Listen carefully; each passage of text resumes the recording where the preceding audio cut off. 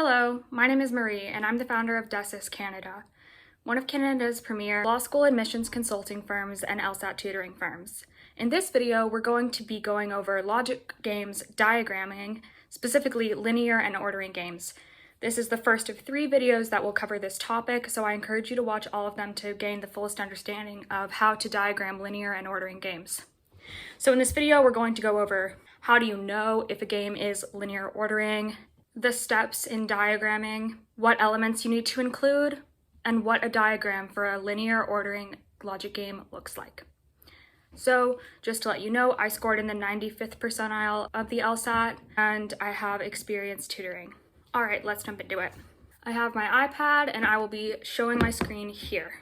You can also download the blank PDF of this file in the description below. All right, so linear ordering games. First, I'm going to explain what these even are. Linear games ask you to order elements usually chronologically, but not necessarily chronologically. It could be side by side, for example. Let's walk through an example of how to diagram a linear ordering logic game, and I use the shorthand LG for logic game. The first step is to meet the scenario and the elements. And this is also the first step in subsequently answering LG questions. So read the scenario. Sounds simple enough, but we have a couple steps we're going to do while we read it. And you're going to make note of all of the elements so that way you don't forget any. So reading the scenario, the really critical thing you're trying to get out of your first read of the scenario is what type of logic game am I looking at? So read the scenario to determine if the LG is ordering linear or another type like grouping, which we'll get into in later videos, or if it's a combination of both. This is really important because you won't know how to set up your diagram unless you first know, okay, this is an ordering linear logic game.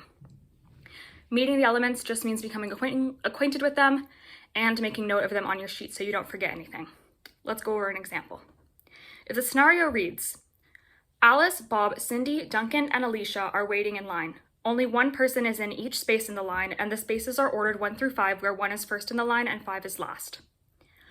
We read the scenario to determine if this is a linear ordering logic game, and in this case it is. How do we know that? We know that because the question uses language like, quote, one person is in each space, so not a grouping game, and first and last, indicating we will have to order the elements. Next, we meet the elements. The elements in this question are Alice, Bob, Cindy, Duncan, and Alicia. We annotate them. We usually annotate by using the first letter of each element, so you would meet the elements on your sheet by writing A, B, C, D, E. Let's try reading the scenario and meeting the elements for another scenario. 1 airplane, boat, car, and dirt bike are lined up at an auction. Only one item is in each place at the auction. The items are lined up 1 through 4, where 1 is first and 4 is last. What do we learn from reading the scenario? Is this a linear ordering game, and how do we know? Well, we know that this actually is. I'm going to highlight how we know that this is a linear ordering game. We know it because only one item is in each place at the auction, and the items are lined up 1 through 4, where 1 is first and 4 is last. Language like first and last indicates that this is an ordering game. And how do we meet our elements? What are our elements? Well, our elements are the airplane, boat, car, and dirt bike. So we would meet the elements by writing A, B, C, D. Next, we're going to try out a diagram. So a good linear ordering diagram does a few things. We'll walk through how to do each of these. One is it obviously adheres to the rules of the scenario. Second, it gives proper space and alignments for all elements. You want to have a space for each and every element. So referring to example 1.1 above regarding Alice, Bob, Cindy, Duncan, and Alicia, let's try out a scenario. We want to make sure there is only one space for each element and there are 1 through 5 spaces. To make sure we give proper space and alignment for the elements, we look for keywords in the question such as first and last, indicating we should use a horizontal diagram like so. So we can see here that we have 5 spaces and we've annotated each of the elements, A, B, C, D, E. You see, we can put first here and last here. I want to also mention that you could technically do this game vertically.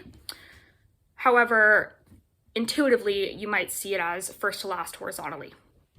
Sometimes, though, it will be abundantly clear that you should be doing things vertically. For example, if you're talking about if Alice, Bob, Cindy, Duncan, and Alicia were all on different stories of a house, for example, then you would know you want to do a vertical diagram.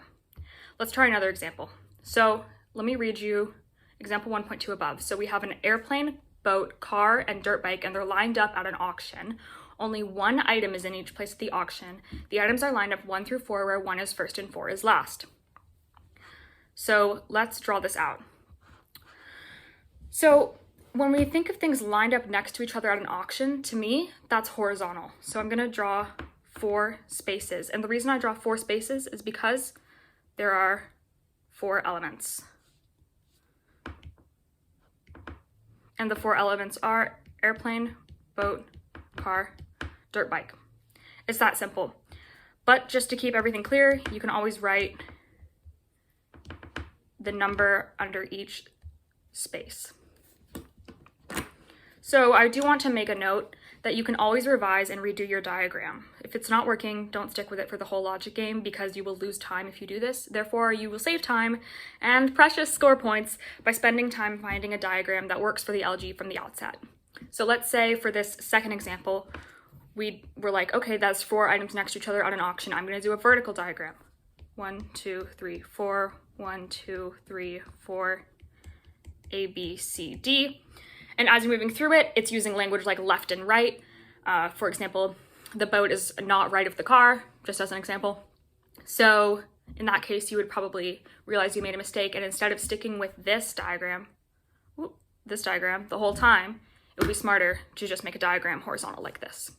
All right, in the next video, we're going to be talking about how you diagram the rules of a logic game. Watch that next.